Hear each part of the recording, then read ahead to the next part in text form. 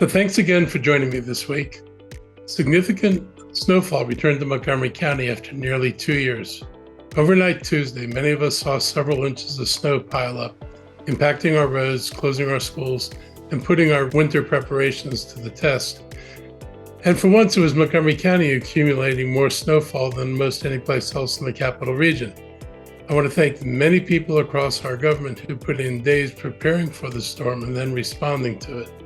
We have about 200 crew members and 175 pieces of equipment, and we had an additional 200 contract operators and pieces of equipment who helped to supplement the clearing effort. Our road crews are the most visible part of our operation, but there are many people coordinating those sand trucks and plows and working hard to make sure the equipment is out on the streets. We also had people from our Office of Emergency Management and Homeland Security, Montgomery County Fire and Rescue, Montgomery County Police, and our Department of Health and Human Services working countless hours in assisting those in need. Montgomery County also activated a cold emergency alert to make room in our recreation centers and libraries for those in need of a warm place to stay. We expanded our normal shelter operations and had police officers on lookout for anyone who was stuck outside.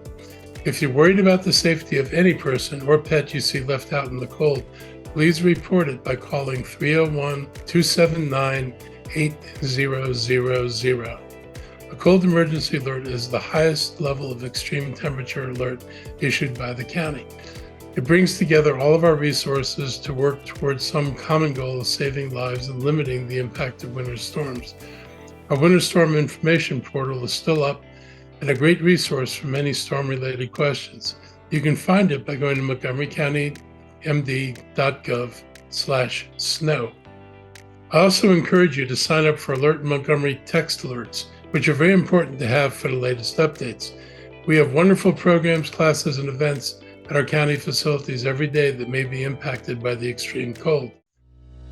This week, we released my recommended capital improvements program budget for fiscal years 2025 through 2030. This proposal calls for a 6-year investment of $5.8 billion, which is a modest 2.3% increase over the previously approved CIP. These investments will be spent on many different projects spanning school buildings, libraries, transportation needs. We are also ramping up our efforts to improve our stormwater system to prevent catastrophic flooding in our community, and that's one of the biggest increases you'll see in our budget. This proposal also includes a heavy investment in designing and rolling out a bus rapid transit system that will help relieve congestion on our roads and give many of our commuters, or people who'd like to be commuters, a new, faster, and more reliable option for commuting. I've been working on implementing this system in this county since 2008, and our pace on building this out is just too slow. There are communities all over this nation implementing similar systems, including down in Richmond. If we're going to be serious about expanding public transit in the county, BRT is the most cost-effective and efficient method to provide that transportation, and we can deliver it. If we had dealt with funding this seriously over the last decade, we would have had a lot more people connected to public transit by now. In fact, we would have completed the network by now. When I was starting work on a BRT, one of the places that inspired me was Toronto. And one of the things I saw was that Toronto actually completed its system in a little over 2 years. It gives you an idea how ridiculously slow progress has been here. This budget also includes close to $200 million for affordable housing efforts, with another $50 million coming from our surplus reserves. The county has far exceeded our budget target and standards set by the rating agencies for our reserves. Surplus will allow us to be ready for new projects in housing, since much of the already budgeted money is committed to projects that will produce, preserve, or protect affordable housing. It's also one of the best uses of reserves. You don't want to spend reserves on funding that's going to be required to be replaced every single year. So making this one-time addition to the housing fund, which will get recycled by repayment of the fund, is an important and a good use of the reserve money. This is my third full CIP, and it's $133 million more than the prior year approved budget for capital improvements that I presented 2 years ago. One of the biggest disappointments in this process is realizing that we can't afford all the projects that have been requested. It's frustrating to see our schools, roads, and communities delayed in their progress because we're constrained by an antiquated tax structure. It's been this way for a long time, in fact, as long as I can remember. We have an opportunity this year to make the kind of changes at the state level that would move us light years ahead of where we are now. That can happen by allowing counties across the state to have local taxing authorities so that we can address the needs in our jurisdictions. The state has never been able to fund the statewide needs, so money comes out in small pieces over the years. Without a steady stream of resources, the county can't even submit for federal funds for a project that requires a state and local match, because we don't know what we're going to get next year or the year after from the state or what's going to be available within our capital budget. This has been a real problem, and other jurisdictions don't have that problem. In fact, we're in the situation that Northern Virginia was in over a decade ago. Instead of doing nothing and hoping money would fall from the sky, the political and business leadership of Fairfax County went to the Republican-controlled General Assembly and the Republican governor and sought local taxing authority so they could fund the transportation projects that would drive development in Fairfax. They got the approval. The governor talked about it as a major tool for economic development, and what they've been able to do was made possible by getting the local authority to create the infrastructure they needed. We've all seen what's happened in Northern Virginia, where special taxing districts have paved the way for the kind of transportation districts we desperately need here. They had the courage to step up and make the political decision to control their fate, a decision we've never made. Instead of fixating on whether developers would embrace the higher taxes, they focused on addressing transportation bottlenecks that were thwarting economic development. The developers there supported the new special taxing districts and the countywide taxing district because the tax money can only be used for transportation projects that benefit the business areas that are being taxed. In other words, they saw it as an investment that would increase the value of their property. Well, it did, and we see the results all too clearly. They did not pass the bulk of this burden on to their residents. These are primarily commercial taxes. Their commercial taxes dwarf what Montgomery County receives, and the investments made with that money spurred the development that everybody envies. They made deliberate decisions about tax policy that made it possible to attract businesses because they could promise that the infrastructure that developers saw in a master plan could be built, and built on time. That's something we can't do here. You only need to look at the purple line to see how effective we are at delivering projects on time. If we're going to drive economic development, we have to provide infrastructure. And if you're one of those who likes to talk about Northern Virginia and envies what they've done, you need to understand how they put themselves in a position to achieve their success. Apparently, having higher taxes than Montgomery County was not a deterrent to businesses locating in Northern Virginia, but higher taxes there built the infrastructure they needed in order to justify their investments. I've proposed ditching our impact tax system and replacing it with tax structures used in Northern Virginia.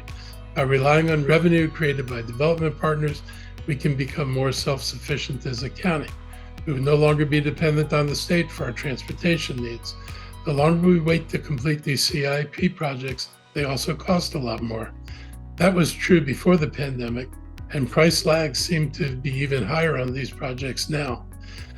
We are a dozen years into BRT, and it could have been built in less half that time if we'd been serious.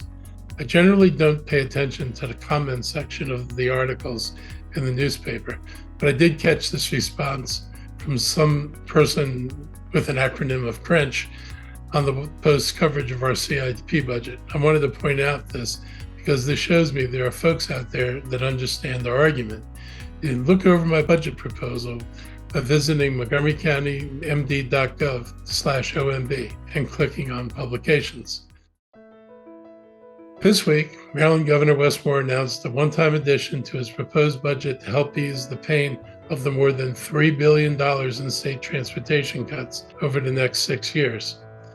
The $150 million restores some of the funding for projects through highway user revenue funds. For Montgomery County, $17 million will come back to us to help pay for the cuts that were going to have to be made to ride-on services and to keep one of our DMV offices open. I want to thank the governor for restoring the county's needs as a priority. We understand how fewer drivers on the roads over the last few years and fewer money spent on gas has impacted the transportation budget. The governor's team clearly weighed the impacts of the severe cuts over the last month and decided to find more in the budget to help. I hope it's a sign that we make progress over the next few months to address our state's fiscal shortcomings in a collaborative way to continue to serve as many Marylanders as possible. We have some other great news for electric vehicle owners. Montgomery County is already home to more than 25,000 registered EV owners, more than any other county in Maryland. Now they'll get some more infrastructure support from the state and federal government. Last week, Governor Moore announced the state received a $15 million Charging and Fueling Infrastructure Program grant from the U.S. Department of Transportation. It will pay for 58 electric vehicle charging stations across Maryland. I want to thank the governor and our federal delegation for their support of this program and the money that will be used to help all of Maryland. We've come a long way since installing our first public charging port for EVs in 2015. Our efforts and use of our partners in providing renewable energy stations for the public use helped fuel the high level of interest in EV vehicles here in the county. We encourage people to sign a pledge to consider an EV when making their next car purchase. By signing up, we can access information about local, state, and federal rebates that can apply to a new EV purchase, actually also to a used EV purchase. More than 1,100 people have joined Montgomery County's EV purchasing co-op group, and we anticipate that the list will continue to grow. Please visit montgomerycountymd.gov/ZEV. This week, I'll share my personal health report because I have COVID again. I attended MLK events all day Monday. By the end of the night, I started sneezing. 4 a.m. in the morning, I woke up and decided to test myself. I discovered I was positive for COVID. So far, this has not been as bad as the first time I had it, and I've already gotten my first Paxlovid pills. So far, my symptoms are pretty mild, not pleasant, but mild. I'm isolating myself and limiting my workload to virtual meetings only. Fortunately, with the advent of virtual meetings, I can have the same long workday either way. As we discussed over the last few weeks, we're in the middle of the traditional cold and flu season. We also have COVID-19 and other respiratory illnesses impacting our community. The JN.1 variant is the new dominant variant. It accounted for less than 5% of the cases 2 months ago. Now it's responsible for more than 60% of the cases. Symptoms of the JN.1 strain are very similar to those of previous Omicron variants, and it doesn't seem to cause more severe disease either. Even though our current vaccine was released in September of 2023, it's still the best way to avoid serious complications from JN.1. I just want to reiterate this point. The value of the vaccines isn't only to keep you from getting COVID, and far fewer people get COVID now than who got it before, but if you do get it, that does tend to lessen the severity of COVID, and that's probably the most important thing. It's like the difference between getting a minor cold and getting pneumonia. I encourage everyone to stay up to date on all the vaccines they're eligible for.